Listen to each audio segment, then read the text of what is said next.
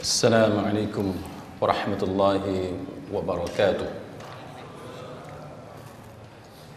إن الحمد لله نحمده ونستعينه ونستهديه ونستغفره ونعوذ بالله من شرور أنفسنا ومن سيئات أعمالنا. من يهده الله فلا مضل له ومن يضلل فلا هادي له. أشهد أن لا إله إلا الله وحده لا شريك له وأشهد أن محمدا عبده ورسوله. اللهم صل وسلم على محمد وعلى آله وصحبه والتابعين بإحسان إلى يوم الدين. Amma ba'd. Rabbi syarah li sadri, wahai Tuhanku, lapangkanlah dadaku ini. Wa yassir li amri, dan permudahkanlah urusanku.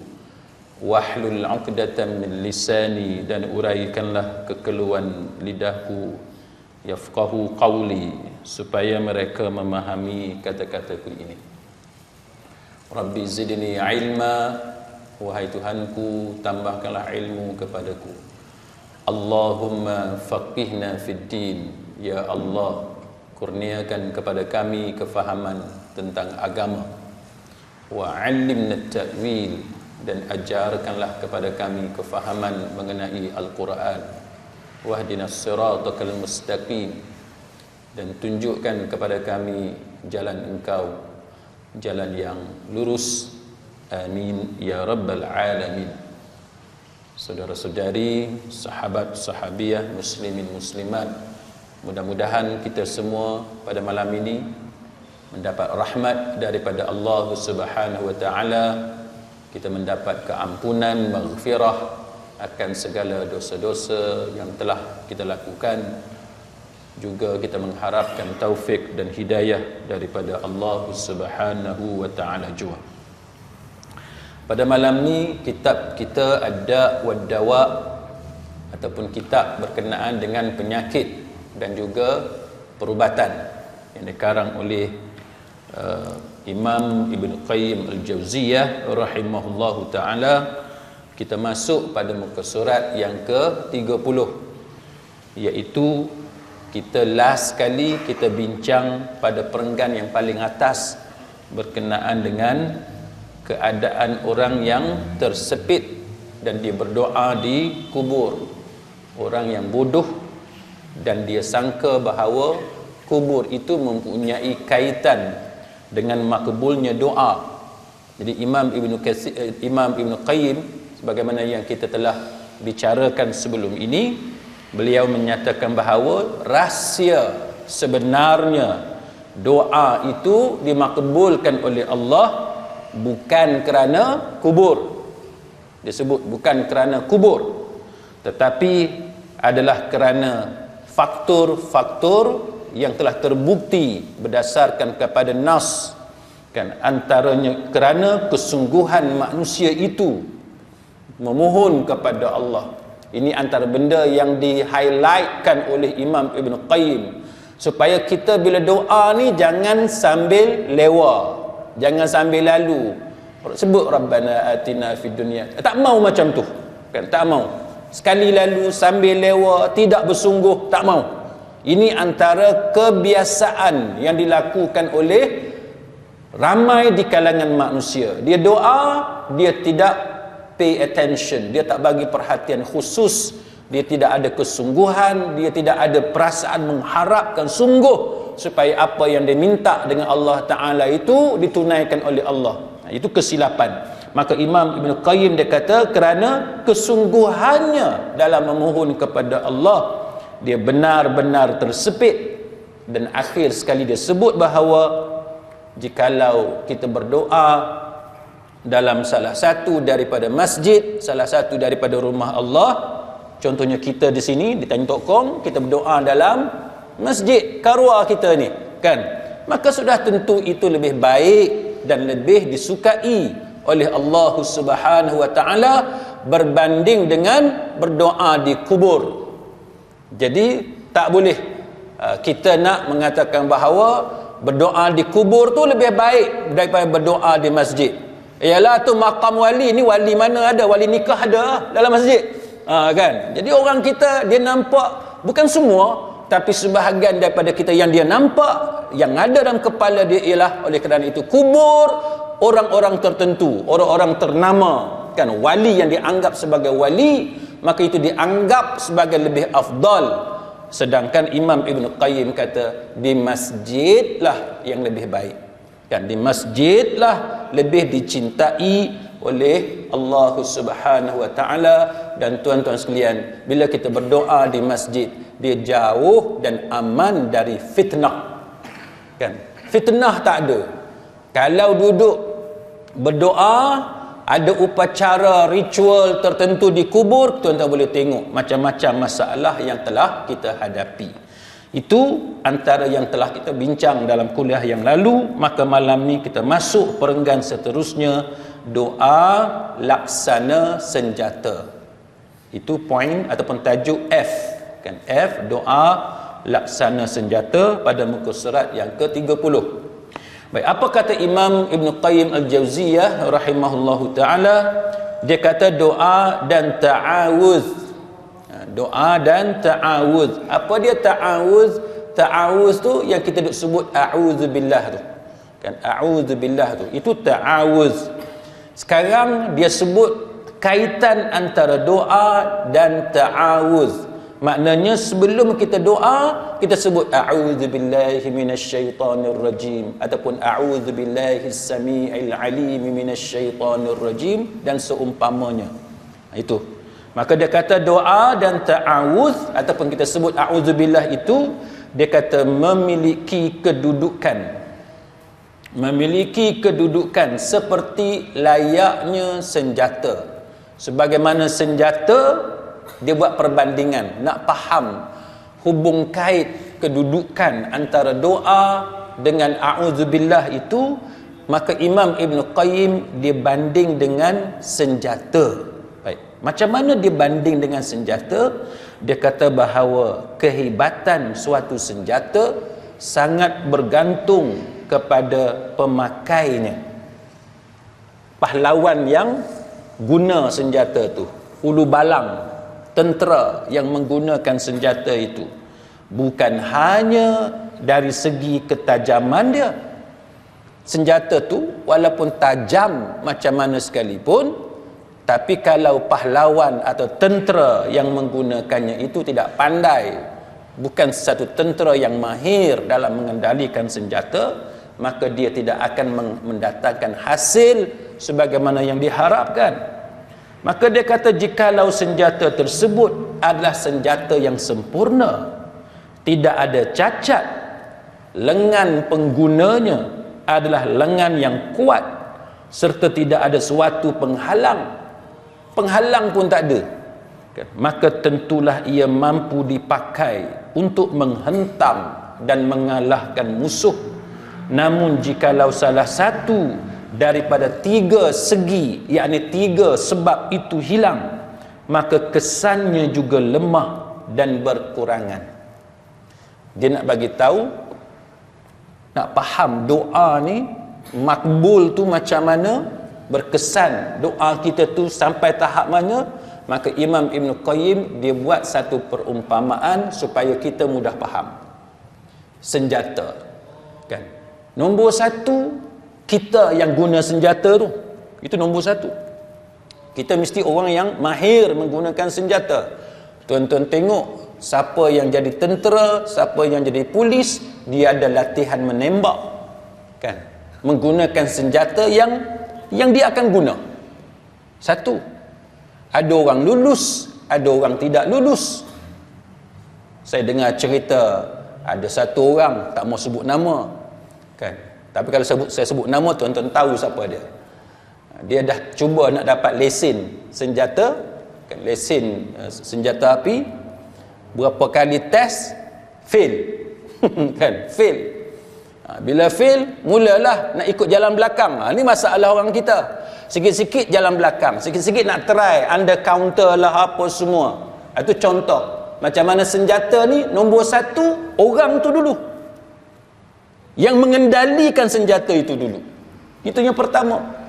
Bagilah senjata canggih macam mana sekalipun, kan, hebat macam mana sekalipun, tapi kalau pengendalinya itu tidak layak, kan, dia tidak qualified untuk mengendalikan senjata itu, tetap senjata itu tak akan mendatangkan hasil sebagaimana yang diharapkan. Itu satu. Yang kedua, senjata. Kalau tuan-tuan terlibat dengan sukan memanah sebagai contoh, panah yang berkualiti tinggi, dia akan pergi tu tuan-tuan lebih tepat berbanding dengan panah yang kita beli hak murah-murah ni. Kan kita kadang-kadang anak kita terlibat dalam sukan memanah, kita beli hak berapa ratus je, kan. Tapi kalau kita beli yang harga ribu tu, dia lebih tepat, kan. Jadi itu contoh bagaimana kualiti senjata tu sendiri juga memainkan peranan. Tu nombor dua. Nombor tiga, Imam Ibn Qayyim sebut tentang penghalang. Kalau kita pandai mengendalikan senjata kita bagus, tapi ada perisai, musuh ada perisai, tak boleh juga. Atau kita tak nampak dia, cuaca buruk, kita dari jauh kita nak tembak musuh tapi kita tak nampak, itu semua penghalang, maka tetap tidak akan mendatangkan hasil. Sebab tu tuan-tuan tengok hari ni teknologi sangat canggih, waktu malam pun boleh perang dengan menggunakan alat-alat yang khusus pada waktu malam ketika cuaca buruk dan sebagainya. Ini menunjukkan kepada kita bahawa sesuatu senjata untuk dia mendatangkan kesan yang diharapkan, dia memerlukan ketiga-tiganya sekali, kan? Tak boleh salah satu daripadanya itu hilang. Kalau salah satu daripadanya itu tidak ada, maka senjata itu tidak akan dapat mendatangkan hasil kepada kita. Baik, maka Imam Ibn Qayyim kata begitu juga doa. Dia kata doa macam itulah. Dia kata jikalau doa tadi pada dasarnya memang tidak layak, kan, doa itu sendiri tidak layak, kan, atau orang yang berdoa tidak mampu menyatukan hati dan lisannya, doa cantik dah, doa Nabi lagi, tak adalah doa yang lebih baik daripada doa yang ada dalam Quran dan hadis. Tiba-tiba orang tu pula dia gagal menyatukan hati dan lisan dia. Tengok Imam Ibn Qayyim dia sebut tentang pentingnya menyatukan hati dan lisan. Lisan kita bercakap meminta doa kepada Allah, hati kita hadir bersama-sama dengan doa. Macam yang kita sebut tadilah, tak boleh sekali lalu, baca sekali lalu. Nak melangkah masuk dalam masjid, kan, bismillah wassalatu wassalam ala rasulillah rabbighfirli, kan, minta doa, tapi sekali lalu hati tak ada. Mulut sahaja yang sebut bismillah wassalatu wassalam ala rasulillah dan seumpamanya, tapi kita tidak sungguh-sungguh minta kepada Allah selawat dan salam ke atas Rasulullah sallallahu alaihi wasallam, maka itu contoh bagaimana hati tidak bersatu dengan lidah. Ini yang ditekankan oleh Imam Ibn Qayyim Al-Jauziyah rahimahullahu ta'ala. Ataupun dia kata ada sesuatu yang menghalangnya daripada terkabulnya doa, maka tentu sahaja efeknya juga tidak akan ada. Jadi macam yang disebut tadilah, kan, kalau senjata pun menyebabkan kita tidak dapat aim senjata itu kepada sasaran, kita tidak nampak musuh, maka bagaimana mungkin untuk kita dapat, kan, membunuh musuh dengan menggunakan senjata yang kita ada. Jadi ini antara apa yang disebut oleh Imam Ibn Qayyim Al-Jauziyah rahimahullahu ta'ala kepada kita. Kemudian G, apa dia kaitan korelasi antara doa dan takdir? Kalau tadi Imam Ibn Qayyim dia tunjuk kepada kita bagaimana doa ni dia umpamakan seperti senjata, seterusnya dia sebut tentang apa dia kaitan, keterkaitan, hubungan antara doa dan takdir. Ada sebuah pertanyaan yang cukup masyhur, yang popular dalam pembahasan kali ini. Jika perkara yang diminta oleh seorang hamba itu memang telah ditakdirkan, nescaya hal itu pasti akan terjadi, baik ia berdoa ataupun tidak. Jika memang tidak ditakdirkan, nescaya hal itu tidak akan terjadi, sama ada dia berdoa ataupun tidak. Bukankah demikian? Ini satu benda yang sangat masyhur, anggapan yang keliru di kalangan sebahagian daripada manusia, yang ditunjukkan oleh Imam Ibn Qayyim kepada kita. Dia kata apa? Dia kata ada setengah orang ni, dia kata kalau benda tu dah jadi takdir Allah, Allah Ta'ala nak macam tu, kita doa macam mana sekalipun dia tak akan jadi. Ini dia kata satu benda yang keliru. Dia kata kalau telah ditakdirkan oleh Allah, benda tu akan jadi. Kita doa ke, kita tak doa ke, dia tetap akan jadi. Kalau Allah Ta'ala tidak takdirkan benda tu tak akan jadi. Kita doa ke atau tidak doa ke, dia tak akan jadi. Ini antara benda yang popular, kan? Satu kekeliruan yang masyhur, yang tersebar luas di kalangan manusia, yang mana mereka menganggap ini adalah suatu kebenaran. Apa yang berlaku? Mereka pun lantas meninggalkan doa, seraya mengatakan bahawa doa itu sama sekali tidak berfaedah, seiring dengan kedunguan dan kesesatan mereka.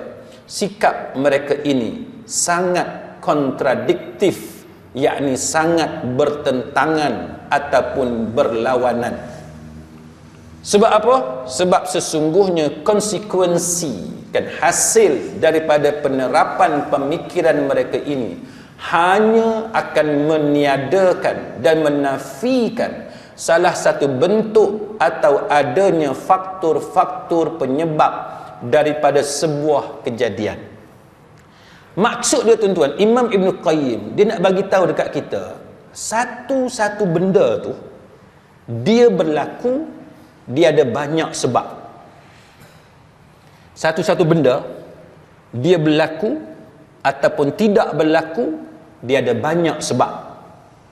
Dan Imam Ibn Qayyim dalam tulisan dia ni, dia nak bagi tahu kepada kita bahawa salah satu sebab yang menjadikan satu-satu benda tu berlaku ataupun tidak berlaku adalah doa. Yang mana dia kata ramai orang tidak menyedari benda ni apabila berbincang tentang takdir. Bagi mereka, kalau Allah Ta'ala dah tulis, dah takdir di Lauhul Mahfuz, buat macam mana sekalipun, doa macam mana sekalipun, benda tu macam itulah, dia takkan berubah. Ini anggapan orang yang kedunguan, istilah yang disebut oleh Imam Ibn Qayyim, orang yang bodoh, orang yang keliru, yang sesat. Maka dia kata, untuk membantahkan, sebagai bantahan, kita katakan kepada mereka, seandainya anda memang ditakdirkan untuk kenyang dan terbebas dari rasa dahaga, tentu hal itu pasti akan terjadi, baik anda makan ataupun tidak. Ini cara Imam Ibn Qayyim dia refute dakwaan yang tersasar tadi. Dia kata, kalaulah kita nak pakai argument itu, hujah macam tu, benda yang dah takdir, kita doa macam mana sekalipun takkan berubah. Dia kata kalau macam tu, kalau dah takdir kita ni akan kenyang, kita tak makan tak apa. Nak makan buat apa? Kalau dah takdir kita tidak akan haus, tak payah minum. Pasal apa? Sebab dah takdir dah kata kita akan kenyang, kita akan hilang dahaga. Maka dia kata tidak logik, dia kata ghair ma'qul, tidak boleh diterima oleh akal orang yang ada kepercayaan yang macam ni. Dia kena tahu bahawa untuk menghilangkan lapar dan dahaga, dia ada faktor-faktor dia. Dia ada faktor dia. Salah satu daripada faktornya ialah usaha kita. Kan? Usaha kita. Kita nak hilangkan lapar, apa usaha kita? Makan. Kita nak hilangkan dahaga kita, apa usaha kita? Minum. Apa yang Allah Ta'ala takdir, kita tidak tahu. Itu di luar daripada ilmu kita. Maka untuk memastikan setiap hari kita dapat makan, dapat minum, ada rezeki untuk kita meneruskan kehidupan, kita sentiasa berdoa kepada Allah. Betul tak? Kan? Kita sentiasa berdoa kepada Allah. Contoh, setiap pagi sembahyang subuh, apa doa kita kepada Allah yang diajarkan oleh Nabi sallallahu alaihi wasallam? Nabi ajar apa? Yang menjadi sunnah yang kita amalkan setiap pagi sembahyang subuh, kita baca apa? Allahumma inni as'aluka, kan, ilman nafi'ah. Nombor 1. 3 benda yang kita minta. Sama ada tuan-tuan nak doa lepas tahiyat sebelum salam, ataupun tuan-tuan nak doa selepas salam, itu terpulang mengikut pendapat yang tuan-tuan pegang. Tapi pokoknya selepas semayang. Maksud selepas semayang sama ada selepas tahiyat sebelum salam ataupun selepas salam, itu terpulang. Tapi pokoknya ialah 3 benda yang kita minta dengan Allah. Nombor 1 apa dia? Allahumma inni as'aluka ilman nafi'ah. Ini nombor 1. Apa dia? Ya Allah, aku memohon kepadamu, apa dia? Ilman nafi'ah, ilmu yang bermanfaat. Minta dengan Allah ilmu yang bermanfaat. Sebab apa tuan-tuan? Sebab ada orang dia tak dapat ilmu yang bermanfaat. Apa dia ilmu yang bermanfaat? Ilmu yang bermanfaat maknanya ilmu yang benar, ilmu yang memberi manfaat kepada kita manusia, dan ilmu itu dia berasaskan kepada Quran dan sunnah. Itu ilmu yang bermanfaat. Kita tidak akan sesat dan kita tak akan keliru kalau kita ada ilmu yang bermanfaat. Orang yang tak dapat ilmu yang bermanfaat, tuan-tuan, tengok seorang tu lah, budak mana entah, kan, yang duk cakap tu, duk cakap pasal fi syughulin, tafsir surah Yasin, dia pun tak tahu, sampai orang duduk apa ni, semua duduk kata macam mana satu budak boleh jadi tok guru pondok, boleh buka pondok. Dia lagi hebat daripada tok guru ni Aziz, dia lagi hebat daripada macam-macam tok guru, dia sebut nama baba mana entah, duk tengok YouTube dia hari-hari. Oh, ni hebat sungguh tuan-tuan. Dia sampai tak ada rasa malu nak cerita pada orang ilmu dia ni lebih segala-galanya. Mengaji tak setara mana, tapi ramai tok guru duk buka YouTube dia. Ini contoh tuan-tuan sekalian, benda yang tak sepatutnya diucapkan oleh orang kalau dia benar-benar orang yang ada ilmu yang bermanfaat. Kita kalau kita ada ilmu yang bermanfaat, tuan-tuan, kita tak akan sombong. Kita tak akan buat dakwaan-dakwaan yang karut. Sebab kita ada ilmu yang bermanfaat. Ilmu yang bermanfaat ni, dia jaga kita daripada kesesatan. Dia jaga kita daripada kekeliruan. Itu dia ilmu yang bermanfaat. Nombor 2, kita minta wa rizqan tayyiba, kan, rezeki yang baik. Doa ni tuan-tuan, tiap-tiap pagi sembahyang subuh kita minta dengan Allah rezeki yang baik. Kita tak ada rezeki pun kita susah, kita ada rezeki tapi rezeki yang tidak baik pun kita susah. Berapa ramai orang walaupun dia kaya raya, tetapi kekayaan mendatangkan musibah kepada dia. Berapa ramai orang dia ada kuasa, tapi kuasa itu mendatangkan musibah kepada dia. Tokoh yang menduduki kedudukan tertinggi dalam politik negara kita, kedua-duanya suami dan isteri found guilty, convicted oleh mahkamah dalam negara kita. orang yang paling berkuasa, tapi suami dan isteri didapati bersalah oleh mahkamah kerana kesalahan berkaitan dengan rasuah. Ini menunjukkan apa? Menunjukkan bahawa ada ketikanya, walaupun kita mempunyai kuasa yang sangat besar, kita ada kuasa tertinggi, tetapi ianya mendatangkan musibah kepada kita. Sebab itu kita minta bukan sahaja rezeki yang banyak, tapi kita minta rizqan tayyiba, kan, rezeki yang baik. Ini antara benda yang kita minta kepada Allah. Nombor 3, setiap kali subuh kita minta wa amalan mutaqabbala, dan amalan yang makbul, yang diterima oleh Allah Ta'ala.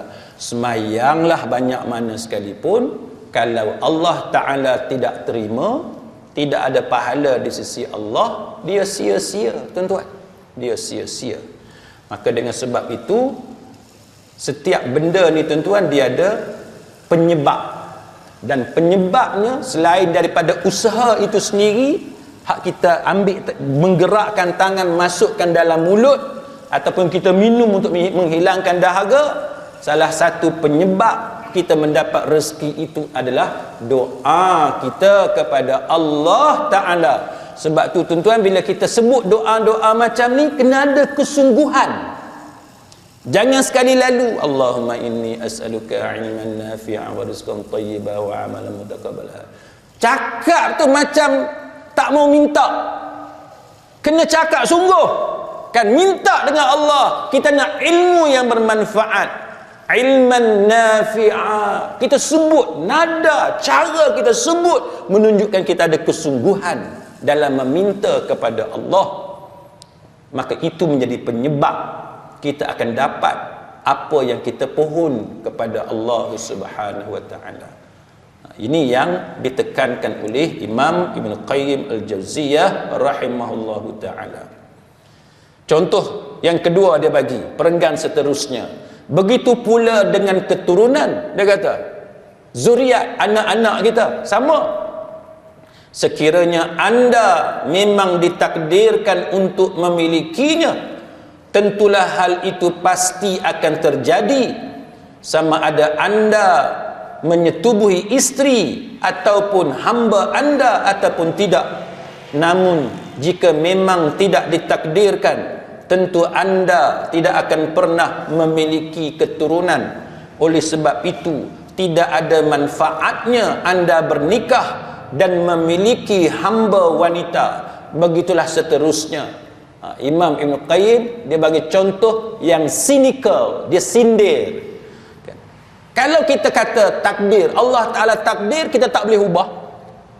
Kita doa macam mana pun, dia tak akan mengubah takdir. Kalau lagu tu, tak payah kahwin, tak payah menjadikan hubungan kelamin antara lelaki dan perempuan.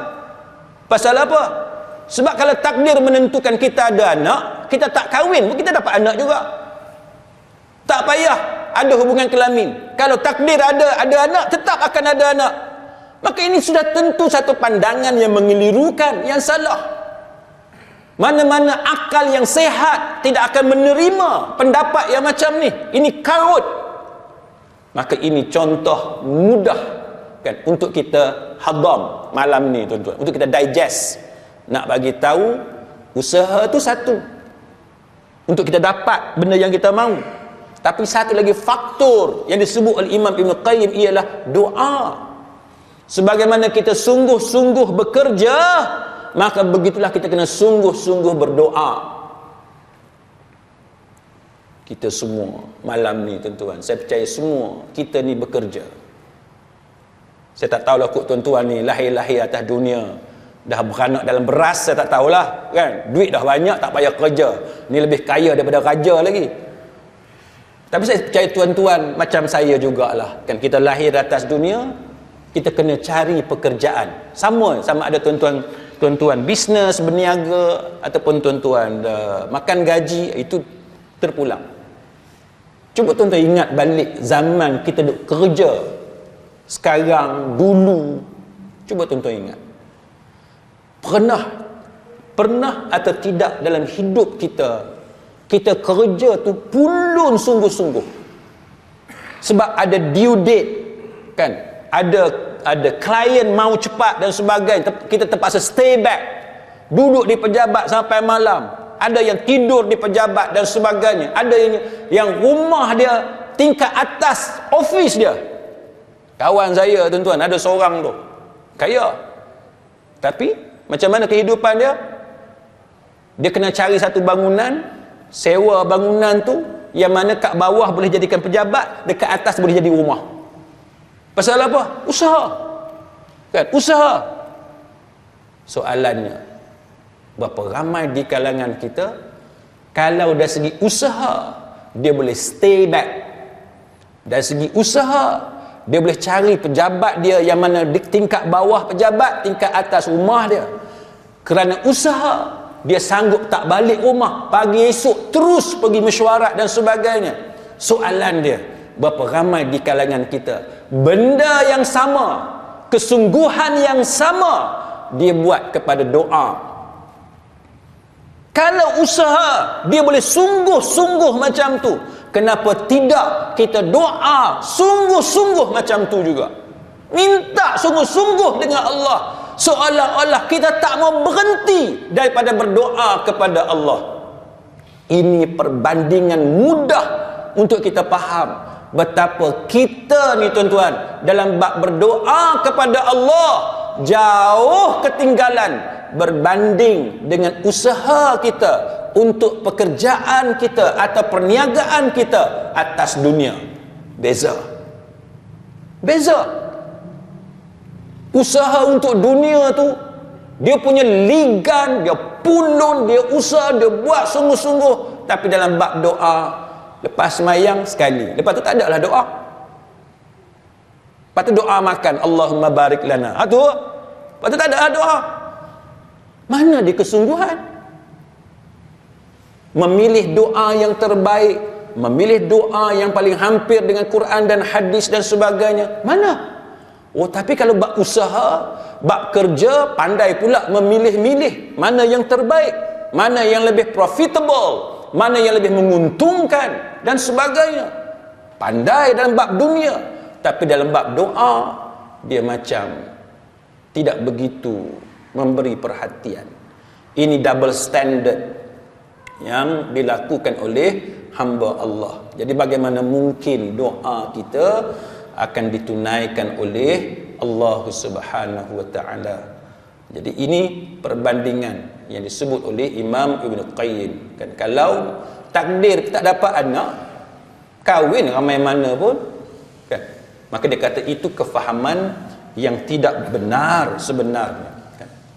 Adakah orang berakal ataupun manusia pada umumnya yang akan berpendapat seperti itu? Haiwan ternak sahaja diberi naluri untuk berinteraksi dengan faktor penyebab dalam rangka menjaga kelangsungan hidup dan eksistensi mereka. Ini artinya haiwan-haiwan tersebut lebih pandai daripada orang tadi. Mereka memang seperti ternakan, bahkan lebih sesat lagi jalannya.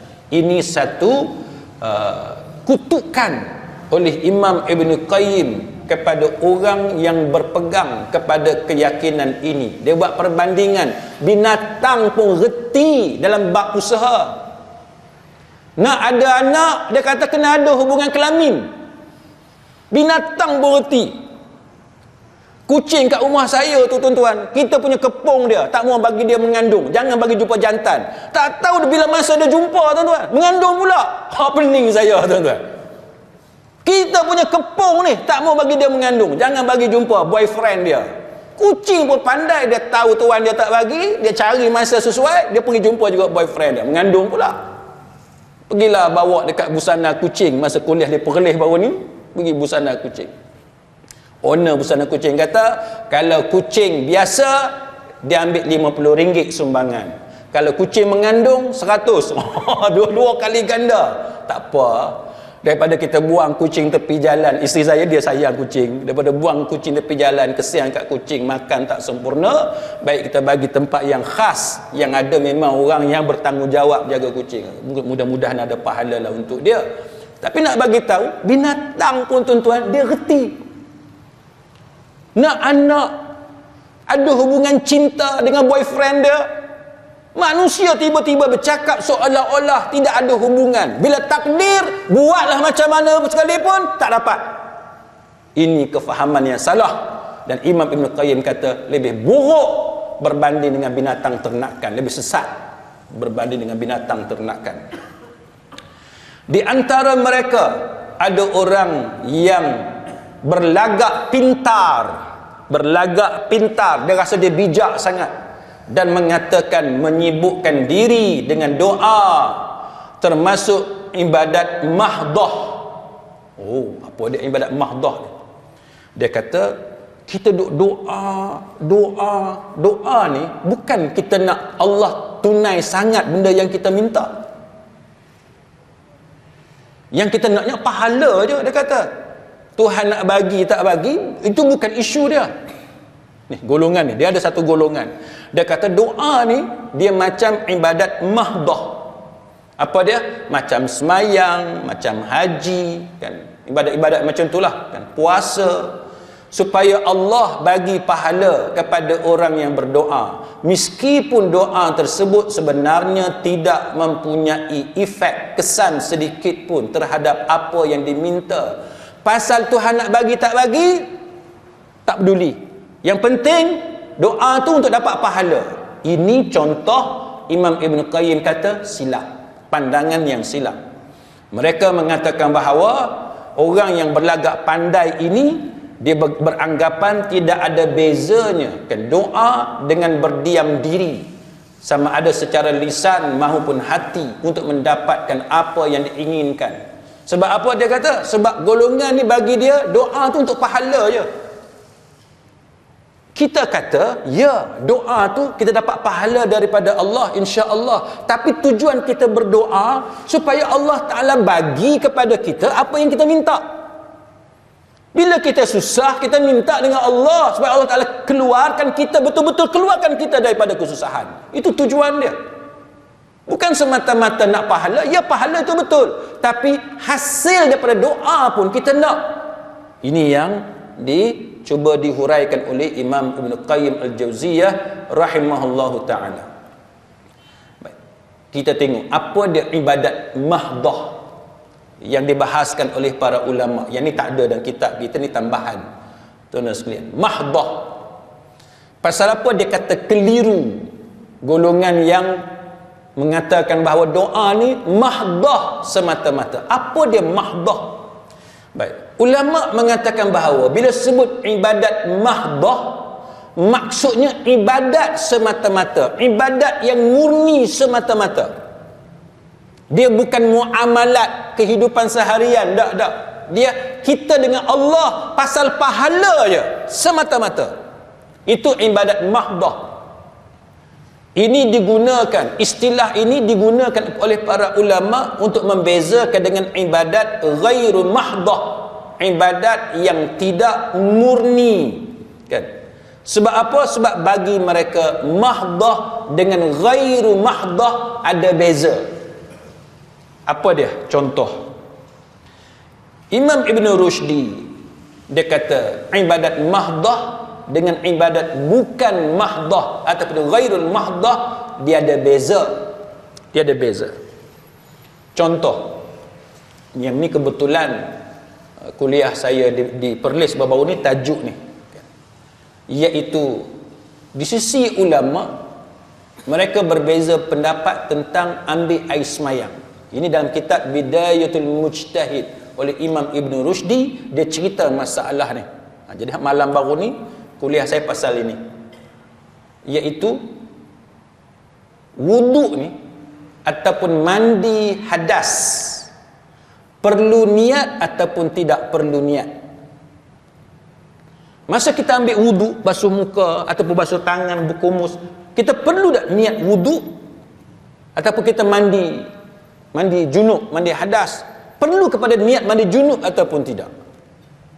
Maka Imam Ibn Rushdi kata, di sisi jumhur ulama seperti Imam Malik, Imam Syafi'i, Imam Ahmad bin Hanbal dan juga ulama-ulama mereka, mazhab mereka mengatakan bahawa mesti ada niat.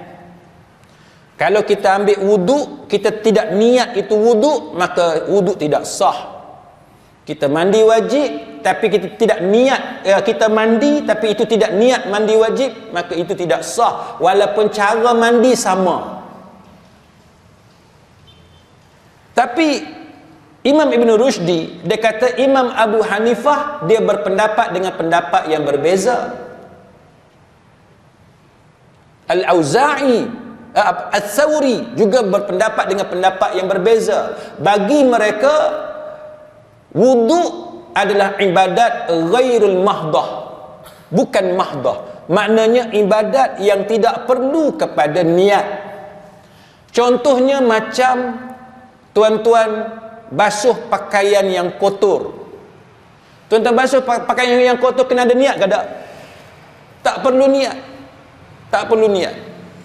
Ada kain tuan-tuan kena najis, katalah kena air kencing anak, sidai dekat pagar di luar rumah, tak sempat nak basuh, bergegas pergi sekolah. Tengah hari balik, hujan lebat, tengok-tengok yang najis tadi hilang dah. Masa kita letak di pagar tu, kita tak niat apa-apa, kita letak saja. Tapi bila kita balik, dia dah bersih. Sebab apa? Sebab hujan. Soalan dia, kain tadi bersih ataupun tidak? Bersih ataupun tidak? Ni pasal apa semua teragak-agak nak jawab? Bersih lah. Pasal apa? Sebab dia tak perlu pada niat.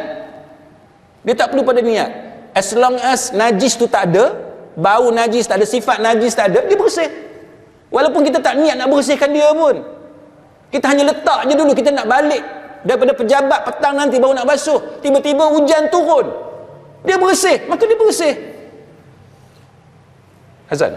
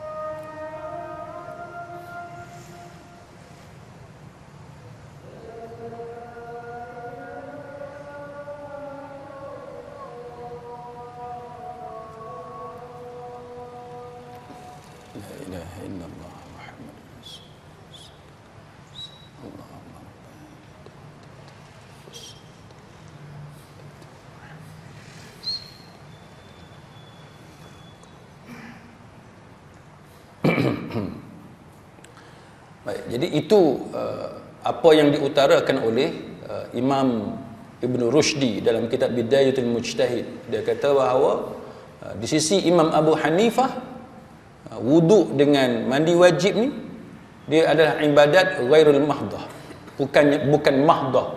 Dengan sebab tu dia tak perlu pada niat. Kalau kita lepas kita berjunub, kita dah berjunub, kebetulannya kita tidur di hotel ke apa ke, kita je main kolam dengan anak kita, kita terjun dalam kolam tu, basah semua sekali, air dah kena semua tubuh kita, maka itu memadai sebagai mandi wajib di sisi Imam Abu Hanifah dan ulama-ulama yang sependapat dengan Imam Abu Hanifah. Ini yang disebut oleh Imam Ibn Rushdi. Sebab di sisi Imam Abu Hanifah, mandi wajib dengan wudu itu dia ibadat yang bukan mahdah. Maka dengan sebab tu dia tak perlu kepada niat. Asalkan air sampai, anggota wuduk kita bersih, kita basuh, walaupun tak ada niat, maka itu adalah sah di sisi ulama seperti Imam Abu Hanifah dan sebagainya. Cuma pendapat ini berbeza dengan pendapat jumhur seperti mazhab Maliki, mazhab Syafi'i dan mazhab Hambali yang mengatakan bahawa wuduk dan mandi wajib adalah ibadat mahdah. Maka dia tetap perlu kepada niat, sebagaimana sembahyang mesti ada niat, puasa mesti ada niat, haji mesti ada niat dan sebagainya. Baik, berbalik kepada tulisan Imam Ibn Qayyim, perenggan yang akhir sekali itu, muka surat 34, ada golongan yang lebih sombong lagi. Mereka berkata doa itu sekadar tanda yang Allah berikan sebagai isyarat atas terpenuhinya hal-hal yang diinginkan atau yang dihajati. Dia kata bahawa doa ni sekadar tanda je, sebagai tanda. Benda yang manusia nak, Allah Ta'ala bagi. Benda yang manusia perlukan kepadanya, berhajat kepadanya. Doa tu tanda je, dia kata, sekadar tanda, kan? Jikalau Allah memberikan taufik kepada seorang hamba untuk berdoa, maka itu merupakan tanda dan isyarat bahawa hajatnya, apa yang dia inginkan itu telah dipenuhi. Hal ini diumpamakan seperti halnya jika kita melihat awan hitam di musim hujan yang merupakan tanda turunnya hujan. Ni golongan yang keliru ni. Dia kata apa? Dia kata bila kita doa tu, itu sebenarnya tanda memang Allah Ta'ala nak bagi dekat kita. Yang Imam Ibn Qayyim kata ini keliru. Yang betulnya ialah bila kita doa kita itulah yang akan dikabulkan oleh Allah Subhanahu Wa Ta'ala, bukan sebaliknya. Anggapan keliru, dia kata bila kita doa itu tandanya Allah Ta'ala nak bagi. Dia terbalik, kan? Dia punya tertib itu terbalik. Nombor satu jadi nombor dua, hak nombor dua jadi nombor satu. Maka ini adalah satu perkara yang mengelirukan. Golongan ini berhujah, mereka melanjutkan hal yang sama juga berlaku pada hukum ketaatan dengan pahala serta hukum kekafiran dan kemaksiatan dengan siksa. Ketaatan, kekafiran dan kemaksiatan hanyalah tanda dari pahala atau siksa, bukan merupakan penyebab keduanya. Ahli sunnah wal jamaah kata bila buat maksiat itu yang menyebabkan dosa. Bila kita langgar perintah Allah Ta'ala itulah yang menyebabkan Allah murka. Golongan yang sesat ni dia kata apa? Dia kata bila orang tu buat maksiat, itu tanda Allah Ta'ala murka dekat dia. Dia terbalik. Nombor satu jadi nombor dua jadi nombor satu. Dia terbalik. Maka ini suatu kekeliruan. Begitulah pendapat mereka. Menurut mereka sama sekali tidak ada hubungan sebab akibat dalam peristiwa pecah dan memecahkan, terbakar dan membakar, serta terbunuh dan membunuh. Tidak ada hubungan antara keduanya selain hanya rentetan peristiwa biasa, bukan rangkaian sebab dan akibat. Imam Ibn Qayyim dia nak bagi tahu bahawa berlaku satu-satu benda, dia ada faktor yang menyebabkan benda tu berlaku. Salah satu faktor yang menyebabkan benda tu berlaku adalah doa. Sebab tu yang kita cerita tadi. Dan daripada awal kuliah kita dulu pun kita dah cerita. Kitab kita ni ada wadawa, cerita pasal penyakit dan perubatan ataupun cara mengubat ataupun cara merawat. Bila kita sakit atau kita ditimpa musibah, macam mana solution dia, penyelesaian dia? Maka Imam Ibn Qayyim dia bagi senarai. Antara benda yang kita jumpa awal ni dalam kitab dia ni adalah doa. Nak selesaikan musibah, nak selesaikan masalah, nak selesaikan kesusahan kita, nombor satu dia letak yang paling awal, doa kepada Allah. Bukannya doa tu tandanya bahawa kita akan sembuh. Yang tu terbalik. Nak sembuh kena doa. Nak hilangkan musibah kena doa. Kita sedih, kita nak gembira, kena doa. Itu yang dimaksudkan oleh Imam Ibn Qayyim Al-Jauziyah rahimahullahu ta'ala. Dan pendapat mereka ini, pendapat yang terbalik tadi, yang Imam Ibn Qayyim sebut tadi, dia kata bertentangan dengan perasaan, akal, syariat dan fitrah. Dia kata bertentangan. Pemikiran mereka juga telah berseberangan dengan semua orang yang berakal, sekaligus menjadi bahan ketawa mereka. Dia kata pendapat lagu ni karut. Dari segi perasaan pun tak kena, akal kita pun tak boleh terima, syariat sementelah lagi tuan-tuan. Dia contradict. Fitrah manusia pun tak boleh terima pendapat yang macam ni. Tapi pendapat yang keliru macam ni lah yang ada. Dan benda ni kita dah cerita banyak kali. Sebenarnya tuan-tuan, hak ni realiti. Sebagaimana adanya ajaran sesat yang kita kata sepatutnya tak ada orang ikut, tapi pengikut dia ramai. Nabi palsu, sepatutnya tidak ada pengikut sebab Nabi palsu, tapi Nabi palsu pun pengikut dia ramai. Dalam negara kita ni tuan-tuan sekalian, kalau kita tengok bomoh pawang boleh kaya raya pasal apa? Saya tak mau sebutlah nama kan, tapi ada bomoh yang terkenal dalam negara. Kita tengok kereta dia pun kita takut kan, ni kereta ke burung? Kita kereta buka pintu kot tepi, dia kereta buka kereta dia boleh jadi kepak burung. Kaya boleh ada kereta mewah, walaupun dia mengajar benda yang bertentangan dengan Quran, dengan hadis, dengan fitrah manusia dan sebagainya, tetapi dia tetap ada pelanggan. Macam ajaran apa yang teropong tu kan, sama yang tu pun saya dah sebut dalam kuliah. Yang teropong MH370, dia guna biji kelapa, macam-macam benda yang dia buat. Tetapi sampai tahap fatwa kebangsaan kena bincang, kerana orang macam tu walaupun kita kata dia keliru, tapi ada ramai pengikut kan, ada ramai orang yang terpedaya dengan dakwaan mereka.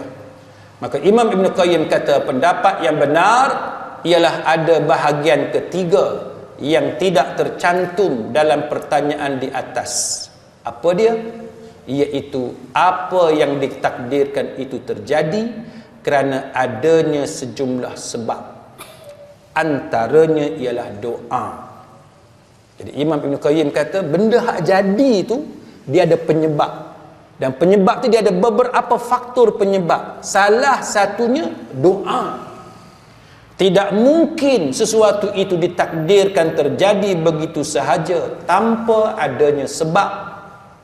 Macam yang kita cerita tadilah, senjata kena ada orang yang mengendalikan senjata, kena ada senjata yang baik, dan faktor keadaan sekeliling yang akan memastikan senjata itu dapat digunakan sebaik yang mungkin. Ia pasti memiliki keterkaitan dengan sebab. Jikalau seorang hamba mengerjakan sebab, maka terjadilah apa yang ditakdirkan. Begitu pula jika ia tidak mengerjakannya, maka apa yang ditakdirkan itu tidak terjadi. Kita kena usaha.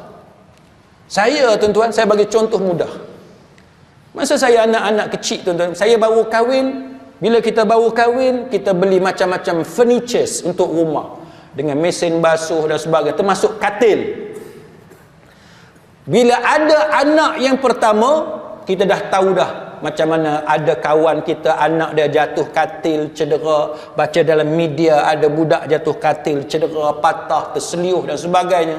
Maka bila dapat anak yang pertama, saya dah buat keputusan dengan isteri saya, kita bincang, kita takkan guna katil dah. Anak saya nombor 1 sampai nombor 4, saya tak pernah menggunakan katil. Tidur atas tilam, tebal tu ya tuan-tuan. Pasal apa? Sebab bimbang anak tercedera dalam keadaan kita sibuk di dapur, kita sibuk dengan kerja kita, anak tu terjaga dari tidur, dia bergolek, dia boleh jatuh. Maka kita pastikan bilik kita itu dia adalah selamat untuk kanak-kanak. Tidak ada benda yang boleh membahayakan mereka. Itu usaha. Yang kata faktor penyebab. Beli rumah tuan-tuan, rumah tak ada loteng, tak ada tingkat 1. Rumah tak bertingkat. Pasal apa? Sebab dengar ada kawan anak dia naik tangga jatuh. Tu semua usaha. Sama ada Allah Ta'ala tunaikan ataupun tidak, itu urusan Allah. Urusan kita usaha sebaik yang mungkin. Dengar cerita orang mati air terjun. Bila saya ada anak kecil tuan-tuan, tak pernah sekali kami pergi ke tempat air terjun. Setiap benda yang kita dengar cerita, kita make sure kita buat yang terbaik. Saya pernah cerita dalam kuliah saya, ada kawan saya, isteri dia keluar kereta, undur kereta, dia gelek anak dia, mati anak dia. Setahun lebih isteri dia tak jadi macam orang. Suami sendiri cerita kepada saya, suami dia, kawan saya tu cerita kepada saya, yang isteri dia tak macam orang. Rasa bersalah kerana dia menyebabkan anak dia terbunuh. Kita dengar yang tu, setiap kali keluar kereta, bilang dulu anak 4 orang ada kat mana. Tahu secara pasti anak 4 orang di mana, baru kereta bergerak. Usaha. Sama ada kita berjaya dengan usaha kita, Allah Ta'ala tunaikan ataupun tidak, itu urusan Allah. Tapi kita yakin Allah Ta'ala Maha Adil. Allah Ta'ala tidak menzalimi hamba dia. Kita usaha. Itu tak cerita lagi anak saya yang mengalami kita kata slow learner. Dia ada disleksia, dia seorang disleksik.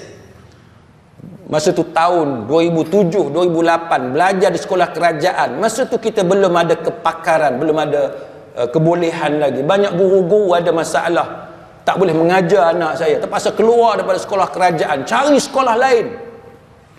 Nak cerita usaha kan? Pergi sampai Al-Ustaz tuan-tuan, cari mak tahfiz di Al-Ustaz, belajarlah di Al-Ustaz.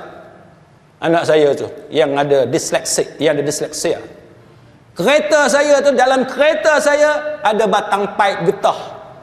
Bukan nak pukul dia, tapi sebab nak kena mandikan dia. Pergi ambil dia di Al-Ustaz, tahu dia tak mandi, dia tak boleh uruskan diri sendiri. Cari surau yang sesuai, sambung paip getah tu, mandikan dia. Setiap minggu hati tak sabar untuk pergi kepada dia nak mandikan. Itu usaha tuan-tuan, usaha. Saya buat PhD di England, antara sebab utamanya kerana saya mesti migrate keluar dari Malaysia, kena pergi negara yang mampu, yang ada ilmu untuk mengendalikan budak-budak disleksik. Dan alhamdulillah benda-benda macam tu selesai. Bila saya balik ke Malaysia tahun 2013, negara kita lebih baik keadaannya dalam mengendalikan autism, disleksia dan sebagainya. Usaha dengan doa, mengadu kepada Allah, minta selamat anak-anak, zuriat kita dan sebagainya. Ini semua faktor penyebab yang kita mesti lakukan dengan sungguh-sungguh. Dia bukan main-main, bukan buat secara sembrono, buat ala kadar, tidak, kena plan. Siapa yang baik dengan saya, yang biasa minum dengan saya sentiasa cerita, saya ada plan A, plan B, plan C. Kalau tak dapat PhD di England, saya akan migrate ke Australia. Kawan-kawan Hindu saya, geng-geng lawyer Hindu, duk ajak saya, kata jom kita pergi Australia, nak duduk 5 tahun ke 10 tahun. Lawyers memang ada market, di sana.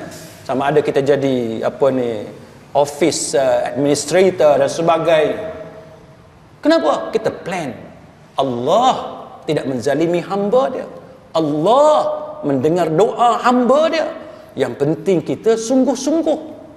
Kena plan, kena atur strategi, bukan minta je, bukan usaha lebih kurang, tak, kena susun, kena ada plan A, plan B, plan C.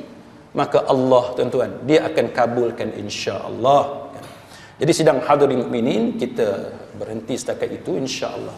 Kita sambung perenggan seterusnya selepas pendapat yang benar itu dalam kuliah kita yang akan datang. Wallahu a'lam.